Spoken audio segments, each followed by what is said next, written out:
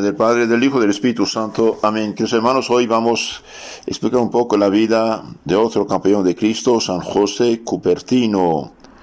San José Cupertino nació en Italia en 1606, en un pueblo pequeño pueblo italiano llamado Cupertino. Sus padres eran sumamente pobres. El niño vino al mundo en un pobre cobertizo, pegado a la casa, porque el papá, un humilde carpintero, no había podido pagar las cuotas que debía de su casa y se la habían embargado. Siempre los que embargan, aunque tengan mucho dinero, tiene que el pobre pagarles, ¿no? De donde no hay fe verdadera, bien, no hay caridad de pobre gente. Murió el papá y entonces la mamá, ante la situación de extrema pobreza en que se hallaba, trataba más ásperamente al pobre niño, y este creció debilucho y distraído. Se olvidaba hasta de comer. A veces pasaba por las calles con la boca abierta, mirando tristemente a la gente, y los vecinos le pusieron por sobrenombre el boquiabierta. Las gentes lo despreciaban y lo creían creían poca cosa, pero lo que no sabían era que en sus deberes de piedad era extremadamente fervoroso, y que su oración era solamente agradable a Dios, el cual le iba a responder luego de manera muy maravillosa. A los 17 años pidió ser admitido de franciscano, pero no fue admitido. Pidió que lo recibieran en los capuchinos y fue aceptado como hermano lego, pero después de 8 meses fue expulsado porque era en extremo distraído. Dejaba caer los platos cuando los llevaba para el comedor. Se le olvidaban los oficios que le habían puesto. Parecía que estaba siempre pensando en otras cosas. Por inútil lo mandaron para afuera.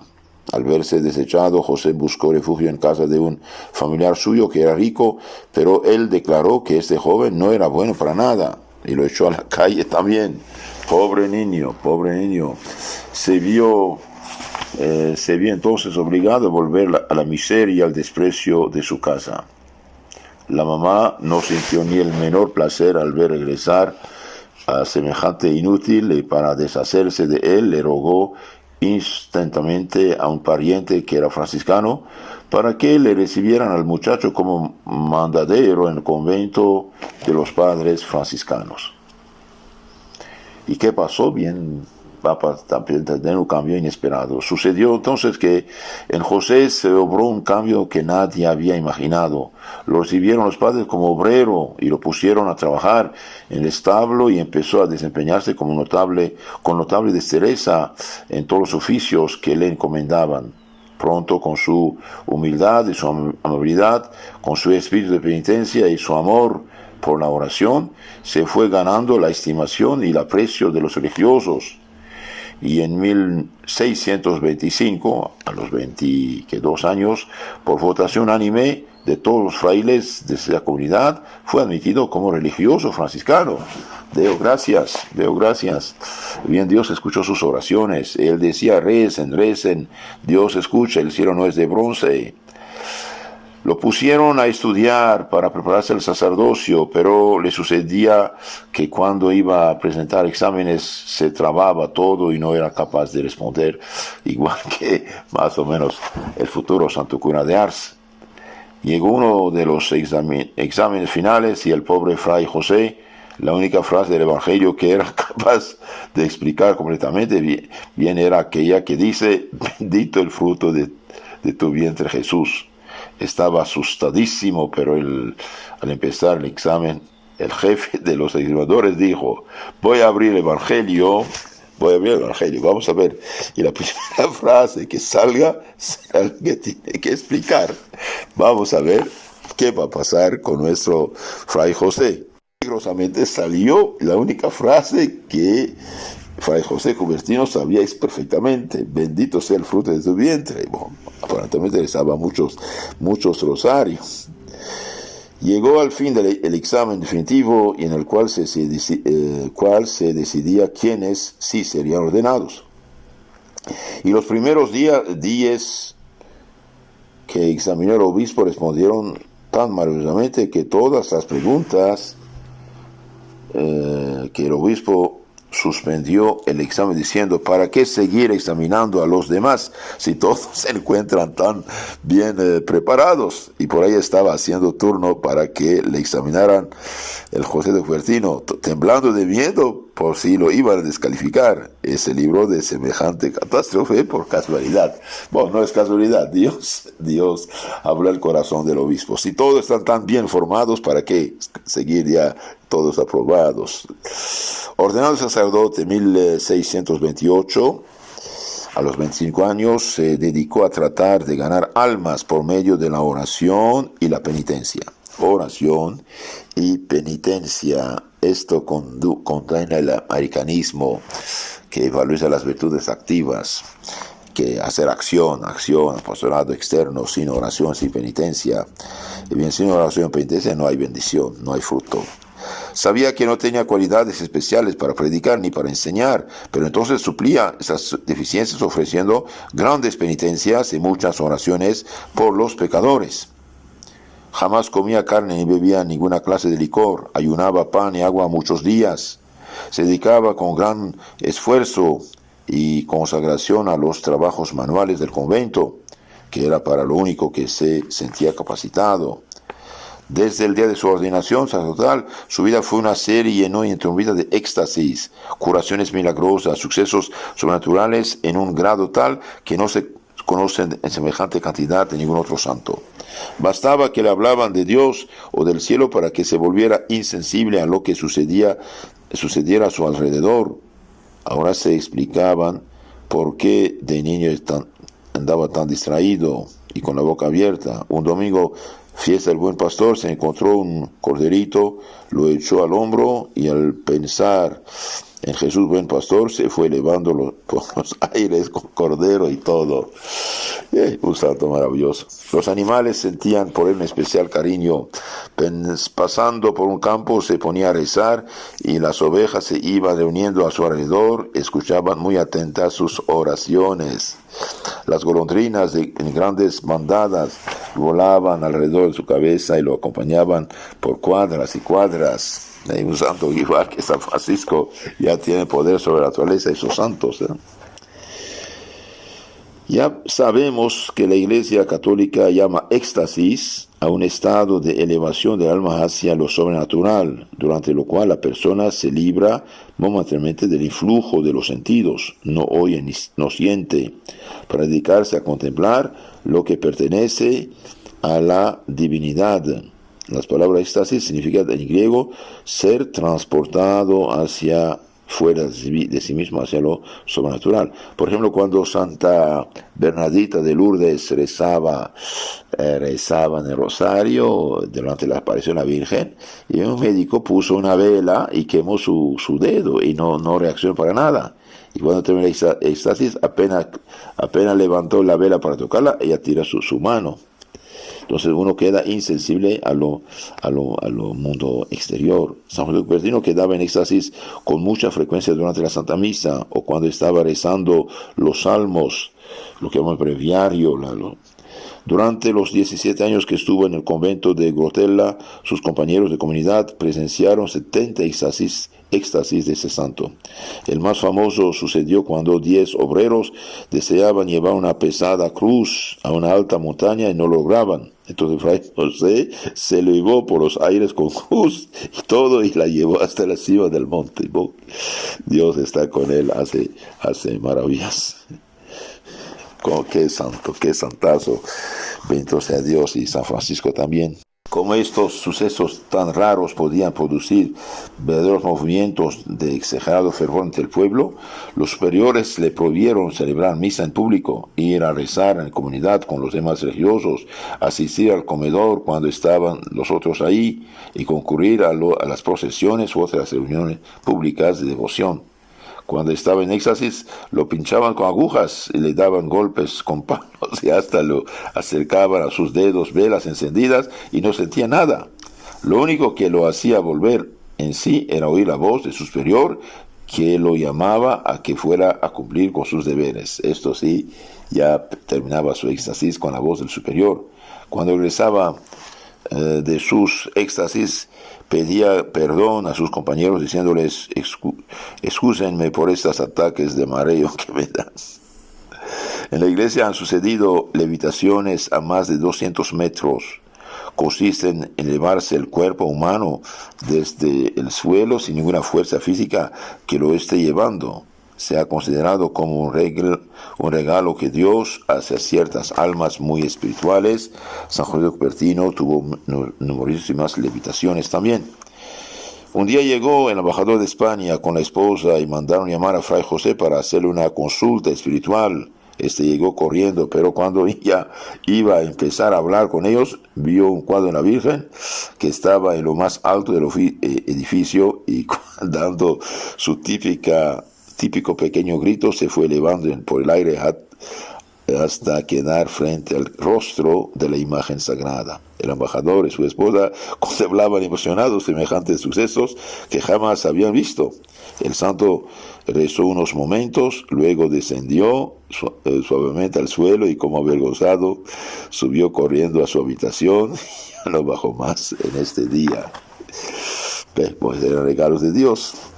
Luego Dios da estos regalos a unas almas santas para ayudar a la gente, porque bien somos seres sensibles y Dios mediante los sentidos nos habla también. Por ejemplo, San Pedro resucitó muertos, San Pablo resucitó muertos. En la vida de los santos vemos muchos milagros.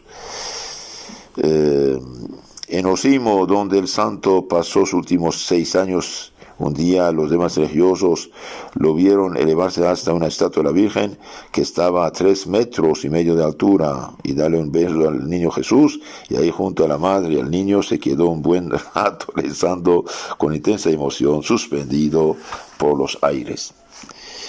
El día de la Asunción de la Virgen en el año 1663, un mes antes de su muerte, celebró su última misa.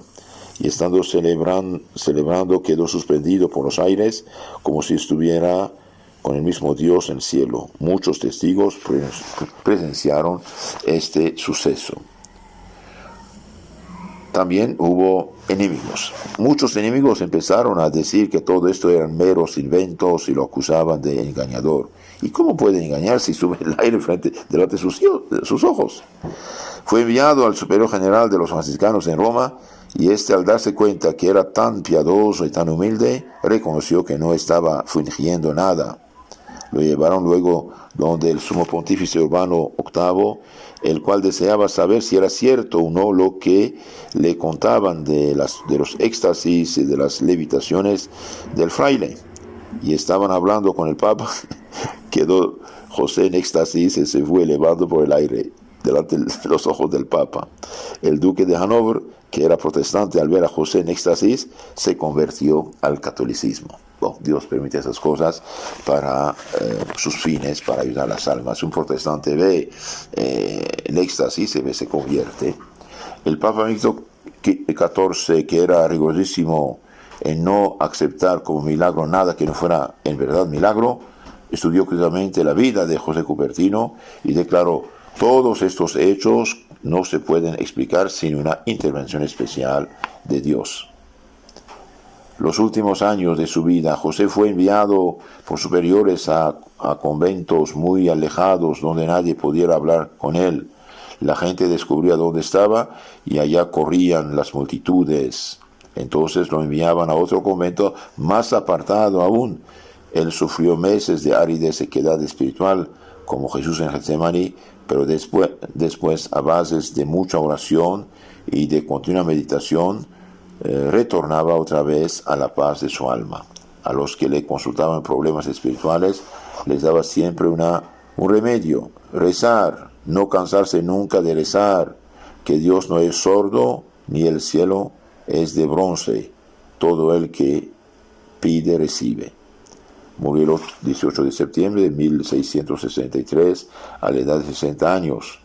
Que Dios nos enseñe con esos hechos tan maravillosos que Él mismo enaltece a los que son humildes y los llena de gracia y de bendiciones. Queridos hermanos, los verdaderos milagros únicamente están en la iglesia verdadera, la católica, la que Cristo fundó. Cualquier pobre tipo que pretenda hacer milagros, bien cuidado, el demonio también puede hacer cosas con el fin de engañar, y hay a veces gente tan orgullosa, hasta paga gente para hacer supuestamente milagros falsos. Se cuenta en la vida de Santo Agustín que un obispo ariano, los arianos eran una secta que negaba la divinidad de Cristo y que había por gracia tomado casi el control de la Iglesia Católica entre 335, 10 años después del Concilio de Nicea, y 381, casi tomó el control de la Iglesia mediante el gobierno romano de esta época. Y bien, gracias a Dios y la resistencia del pueblo católico, que no quería perder la fe, a pesar de muchos obispos que eran de este partido. Y bien, los católicos verdaderos, el pueblo católico, los sacerdotes y unos cuantos obispos como San Atanasio, San Hilario de Poitiers, San Eusebio Vercelli y otros santos lucharon fuerte, y finalmente esta herejía fue condenada al concilio de Constantinopla en 381. Poco más tarde, en los años 400 y pico, un obispo ariano, los arianos se habían refugiado con los bárbaros y ahí otra vez hicieron mucho problema en la iglesia mediante la invasión de los bárbaros. Un obispo ariano pagó a alguien para que fingiera ser ciego y convocó mucha gente a la plaza pública. ¿Para qué? Para hacer su milagro y mostrar que los arianos están con Dios, que el obispo engañador, este charlatán finalmente falso, llamó al disque ciego, que fingía ser ciego, y hace sus palabras, sus oracioncitas inventadas, que deshonra a Dios, de hecho, para que el ciego abriera los ojos. Y cuando dijo: fulano, te ordeno en nombre de Jesucristo, abra los ojos, vea, el fulano miró y no veía nada, quedó de veras ciego por castigo de Dios. ¿Por qué? Porque burlarse de Dios es gravísimo. Y cuando el obispo vio realmente que es así ciego por castigo de Dios, entonces fue corriendo avergonzado. Igual pasó con Calvino, pretendió resucitar un falso muerto, y el falso muerto quedó muerto de veras, y Calvino también fue escondiéndose y nunca más habló de hacer milagros.